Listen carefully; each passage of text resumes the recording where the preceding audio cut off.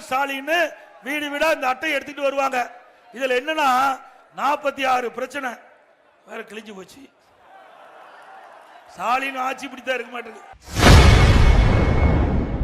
நேற்று மன்னார்குடியில் முன்னாள் முதல்வர் எடப்பாடி பழனிசாமி அவர்கள் முதல்வர் ஸ்டாலின் அவர்களை கலாய்த்து பேசியுள்ளது திமுகவினர் மத்தியில் கடும் அதிர்ச்சியை ஏற்படுத்தியுள்ளது. மக்களாட்சி, மக்களுடைய எண்ணங்களை நிறைவேற்றுகின்ற ஆட்சியாக இருக்கும் இருக்கும் என்பதை நேரத்தில் தெரிவித்து, இப்போ உங்களுடன் ஸ்டாலின் வருவார். உங்களுடன் ஸ்டாலின் வீடு வீடா இந்த அட்டையை எடுத்துட்டு வருவாங்க.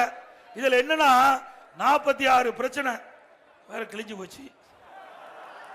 ஸ்டாலின் ஆட்சி பிடித்தா இருக்க மாட்டேங்குது.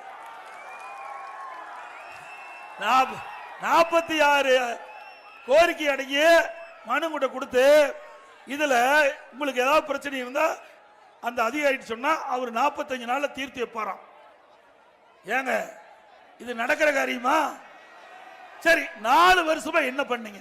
4 ஆண்டு காலமா இந்த 46 பிரச்சனை மக்களுக்கு இருக்குன்னு தெரியுமில்ல. அப்புறம் ஏன் மக்களை பத்தி கவலைப்படல? அடுத்த வருஷம் தேர்தல் வர இருக்குது. அதனால இப்படி மக்களை ஏமாற்றி தந்திர மாடல் அரசாங்கம் வாக்குகளை பெறுவதற்காக வீடு வீடா வர இருக்கிறாங்க. உஷாரா இருங்க.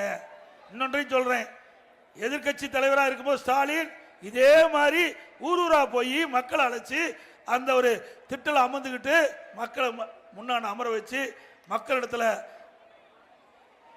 மக்களே உங்களுக்கு என்ன குறை இருந்தாலும் மனுவாக எழுதி நான் கொண்டு வந்த பெட்டியில போடுங்க. நான் அந்த பெட்டியை பூட்டி சீலை வச்சு வீட்டுக்கு எடுத்துட்டு போய் திமுக ஆட்சிக்கு வந்ததையும் சீலை ஓட்டிச்சு பெட்டி திறந்து மனுவை எடுத்து படிச்சு பார்த்து தீர்த்து வைப்பினார். அப்புறம் எதுக்கு இந்த நோட்டீஸ்? ஏற்கனவே மனு போட்டாச்சு இல்ல, எதுக்கு மீண்டும் மக்களை ஏமாற்றுறீங்க?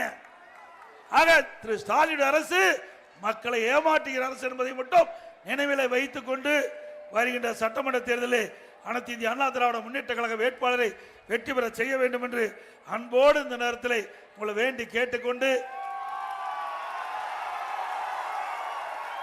அனைத்து இந்திய அண்ணா திராவிட முன்னேற்ற கழக வேட்பாளருக்கு 2 லட்சத்திலே வாக்களித்து வெற்றி பெற செய்யுங்கள். திருவிடைமதுரை சட்டமன்றத்தில் திருபுவனத்தில் பார்க்கும்போது நம்முடைய வேட்பாளர் வெற்றி பெற்று விட்டார். இது வெற்றி விழா கூட்டம். செய்திகளை உள்ளது உள்ளபடி தெரிந்து கொள்ள ரெஃப்ளெக்ட் நியூஸை சப்ஸ்கிரைப் பண்ணுங்க.